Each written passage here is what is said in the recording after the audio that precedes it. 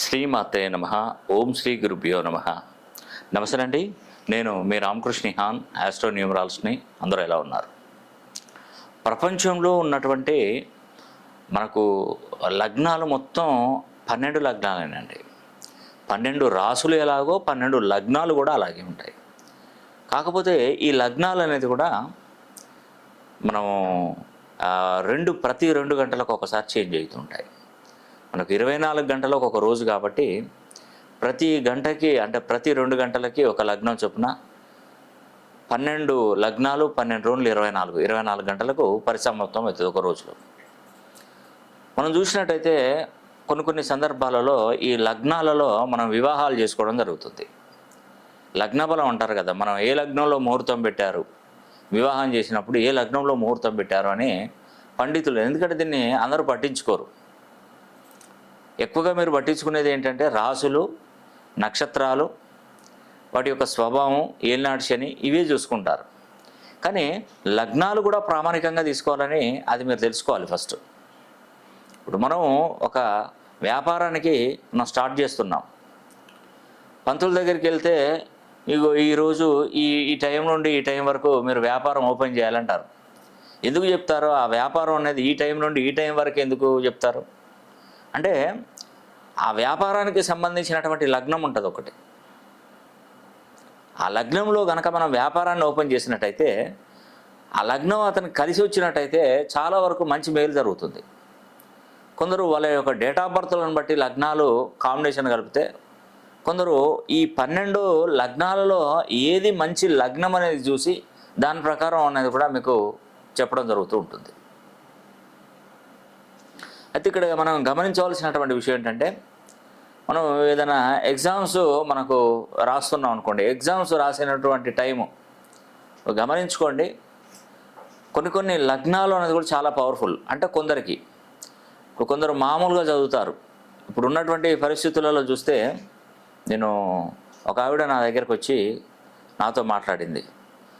నేనేం చెప్పానంటే, ఆ పిల్లోడికి హాస్టల్కి వెళ్ళి చదువుకోవడం అవసరం లేదు, తన మేధాశక్తి చాలా గొప్పది, ఇంటి దగ్గరే ఉండి చదువుతాడు, మంచి ప్రయోజకుడు అవుతాడమ్మా, ఏం టెన్షన్ లేదు, మంచి మార్క్స్ కూడా వస్తాయి, డిస్టర్బెన్స్ ఏం లేదమ్మా మీకు అని చెప్పారు. అయితే ఇక్కడ ఏంటంటే వాళ్ళు ఏం చేశారంటే, పిల్లోడిని ఇంటికాడనే ఉండి చదివించాడు. పిల్లోడు ఏంటంటే ఈ బట్టి పట్టడం కాదు, ఆయన సొంతంగానే స్వతహాగా రాయడం, అతనికి జ్ఞానశక్తి పెరిగే విధంగా నేను నెంబర్ ఇచ్చాను. అయితే ఇతని కంటే అట్లా నా దగ్గర కరెక్షన్ తీసుకున్నాడు ఈ పిల్లోడు కరెక్షన్ తీసుకున్న తర్వాత, ఇతని కంటే మామూలుగా చదివేటువంటి వాడిని ఒక కాలేజీలో, ఒక ఫేమస్ కాలేజీలో వేశారు. ఒక మంచి కాలేజీలో వేస్తే వాడు ఏం చేశాడంటే, ఆ పిల్లోడు నేను కరెక్షన్ ఇచ్చిన వాడికంటే ఎక్కువ మార్కులు తెచ్చుకున్నాడు. వాళ్ళ తల్లి ఫోన్ చేసి, సార్ మీరు ఇంటి దగ్గరే ఉండి చదివించామన్నారు, నేను హాస్టల్కైనా పంపేవాడిని, అసలు వాడికి పొట్ట జీరితే అక్షరం ముక్కరా అనేవాడు కూడా ఈ ఇంటర్మీడియట్లో వాడు ఎక్కువ తెచ్చుకున్నాడు సార్, మార్కులు ఎక్కువ తెచ్చుకున్నాడు, నేను మావాడిని కూడా అదే హాస్టల్లో వేద్దామని అనుకున్నాను, ఇలా జరిగింది సార్ అని చెప్పింది. యాక్చువల్గా ఏంటంటే కొన్ని కాలేజీలలో ఏం చేస్తున్నారంటే, ఇప్పుడున్న పరిస్థితులలో కొందరు ఎనలిస్టులు ఉంటారు. ఆ ఎనలిస్టులు ఏంటంటే వీటిని లెసన్స్లో కొన్ని పార్ట్స్ తీసుకొని వాటికి ఎక్కువగా ఏవి వస్తాయి అని ఒక అంచనా కేసి కొందరు ఎక్స్పర్ట్స్ ఏం చేస్తారంటే, ఈ ప్రశ్నలు ఇవే దిగుతాయని సుమారుగా కొన్ని ప్రశ్నలకు ఒక బుక్లెట్ తయారు చేసి ఇది బట్టిబట్టు అని చెప్తారు. ఇక ఇది చదువు మొత్తం, ఇది అంతే, బట్టిబట్టేసాయి, ఇది చదువు, వాడికి ఎందుకు రావండి మార్కులు, బట్టిబట్టాక రావా, ఇంకా అది చూస్తాడు, వాడు రాస్తాడు. ఓన్గా ఉండే నాలెడ్జ్ వేరు, బట్టిన నాలెడ్జ్ వేరు. నేను ఇచ్చింది ఏంటంటే ఓన్గా వాడు స్వతహాగా అద్భుతం. అది అయిపోయిన తర్వాత వాడికి మార్కులు బాగా వచ్చాయి, వీడికి తక్కువ వచ్చాయి. నేను కరెక్షన్ ఇచ్చిన వాడికి నార్మల్గా వచ్చినాయి అని చెప్పేసి వాడు సెకండ్ ఇయర్ తర్వాత ఐఐటి రాశాడు. ఐఐటి రాస్తే నేను ఇచ్చినటువంటి వాడికి సుమారుగా ఒక 3000 లోపు ర్యాంక్ వచ్చింది. వాడికి 3000 లోపు ర్యాంక్ వచ్చింది. ఎంత అద్భుతం అండి నిజంగా. వాడికి ఎక్కడో 50,000 60,000లో వచ్చేసింది. ఇక చూడండి ఎంత ప్రభావం ఉన్నదో దాంట్లో. నేను ఇచ్చినటువంటి వాడికో చాలా తక్కువ ర్యాంకు, మంచి తక్కువ ర్యాంక్ వచ్చింది. వాడికి ఎన్ఐటి దాంట్లో జాయిన్ అయ్యాడు. వాడు సూపర్ అండి, సూపర్ అంటే సూపర్. ఐఐటి చదువుకొని మంచి స్థాయిలో స్థిరపడిపోయాడు ఆ పిల్లవాడు. అది ఎక్కడో అన్నాడండి, అదేదో కాలేజ్ అన్నాడు, ఐఐటిలో ఏదో ర్యాంక్ సాధిస్తే కొన్ని వచ్చిందన్నాడు వాడికి సీటు. 3,1500 3,000 లోపే ర్యాంకు. నాకు తెలిసిందంటే 2,000 లోపే ఉంటుందండి నాకు తెలిసి. కొన్ని లక్షల మంది, ఒక 10 లక్షల మంది రాస్తారు, 2,000 మందికి వచ్చి, అంటే ఆలోచన చూడండి, 2,000 3,000 వచ్చిందండి. వాడికి మంచి కాలేజీలోనే వచ్చిందని చెప్పాడు. ఐఐటి సంబంధించినటువంటి టాప్ కాలేజీలోనే ఎక్కడో వచ్చిందని చెప్పాడు. అప్పుడు అర్థమైంది వాళ్ళ మదర్కి, సార్ మీరు చెప్పింది 100కు 100% నిజం, ఇక మీకు తిరుగులేదు. నేను చెప్పాను ఆ అబ్బాయికి ఇంకా తిరుగులేదమ్మా, వాడికి విదేశీ ప్రయాణాలు ఉంటాయి, చదువు బాగా వస్తుంది, ఉన్నతంగా జీవిస్తాడు, మంచి ప్రయోజకుడు అవుతాడని వాడికి ఆశీర్వచనాలు కూడా ఇచ్చాను. అంటే సందర్భాన్ని బట్టి నేను చెప్తున్నానండి. మనం ఏదో మంచి మంచి కాలేజీలలో బాగా మంచి కాలేజీలో చదివితే బాగా ఎడ్యుకేషన్ బాగుంటుంది అనుకోదు. వాడికి స్వతహాగా రావాలి, లోపల నుండి రావాలి ఆలోచన. నువ్వు ఎంత మంచి కాలేజీలో వచ్చినా వాడు చదువుకునే జ్ఞానశక్తిని ఇటు విని ఇటు వదిలిపెడితే ఏం లాభం? ఎంత మంచి ఉపాధ్యాయులైనా అక్కడ ఉండనివ్వండి. కాలేజీలు ఏంటంటే చెప్తాయి, వాడికి ఆ సంవత్సరంలో మంచి మంచి ఎక్స్పర్ట్స్ మంచి మంచి శాలరీస్తో కాలేజీలు చెప్తారు. కాకపోతే లాస్ట్ వరకు చివరి వరకు ఏమవుతుందంటే 2 పాయింట్లలో దెబ్బ పడిపోతుంది. ఒకటో వీడు జ్ఞానశక్తిని బట్టి పట్టడం జరుగుతుంది ఒకటి. రెండోది ఏంటంటే వాళ్ళు ఇచ్చినటువంటి బుక్లెట్లనే చదవాలని ఒక ఇన్స్ట్రక్షన్స్తోని అవి చదివితే నెక్స్ట్ ఐఐటికి ప్రాబ్లమ్స్ అనేది ఏర్పడుతుంది.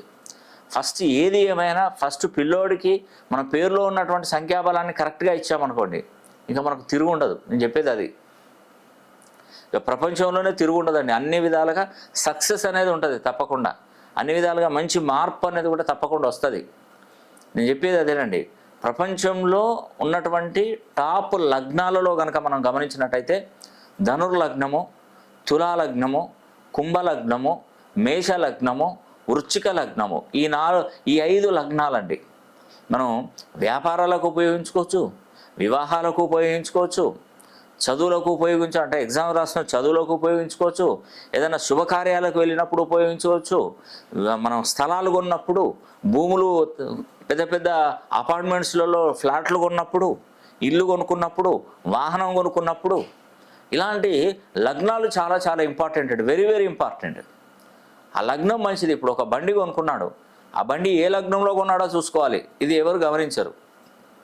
పంతుల దగ్గరికి వెళ్తే ఉన్నది, ఒక ముహూర్త బలం రాస్తారు, అయ్యా ఈ టైం నుండి ఈ టైం వరకు బండి నడుపుకునే బాగా జరుగుతుంది. రాహుకాలం దుర్ముహూర్తం లేకుండా వారం వర్జం కలిసి వచ్చే విధంగా వాళ్ళకు ఒక లగ్నం వేసిస్తారు.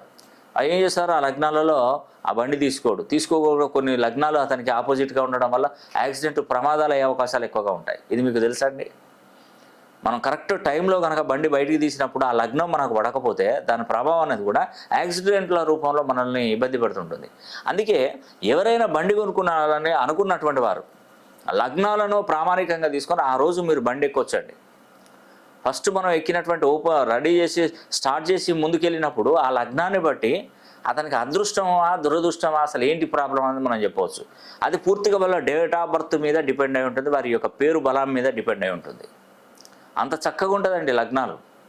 మనం ఏదో టైంలో మనం వివాహాలకు లగ్నాలు పెడతారు. పండితులు ఎందుకు పెడతారంటే 2 గంటల వ్యవధి అటు ఇటుగా పెడితే 2 గంటలలో లగ్నం మారుతుంది. కానీ ఇక్కడ ఏంటంటే ఆ లగ్నం చివరి టైంలో ఏంటంటే మినిమం లగ్న సంధిలో వివాహం చేసుకుంటారు. కొంతమంది దాటిపోయినాక చేసుకుంటారు, కొంతమంది లేటుగా వివాహాలు చేసుకుంటారు. మనకి 8 గంటలకు ముహూర్తం పెడితే 9-10 అవుతుంది.